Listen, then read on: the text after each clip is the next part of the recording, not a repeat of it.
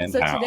today's podcast is going to be we've been posting shorts and we found that there's some interest around the topic of AI and specifically like, more nuanced conversations around it because I think people kind of jump to binaries, right? They want one or the other dichotomies. It's either bad or good or the end of the world or like, like just a new way of doing things, whatever. But today's angle we're going to take into it is nostalgia. So Barry and Gary have these like long, shiny careers. You hear about them, you're like, really? Really? But it's really cool. So now you get to hear about it. So I'm going to start with a super open ended question. Is there something that you remember in your career that when it came about, everyone was like, oh, it's going to end the universe, and then it didn't? Oh, well, I've seen many, many things since I go back to the time of smoking on airplanes and such. But um, early on, when I was young, watching the calculator become pervasive and watching professors in school saying you can't have a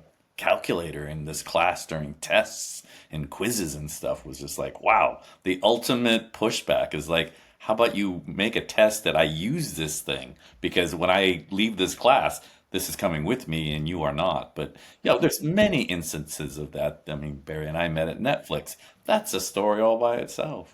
But also, I want to include also the development and creation of Adobe Illustrator and Photoshop because I remember I was right at the time that I decided I wanted to be a graphic design major, but I had already used Illustrator and Photoshop, and it was nowhere in our curriculum. And the teachers were like, "That's not graphic design. That's not how you do art." And it's like, this is a tool. This is going to be a tool that's going to be used. It's going to be pervasive.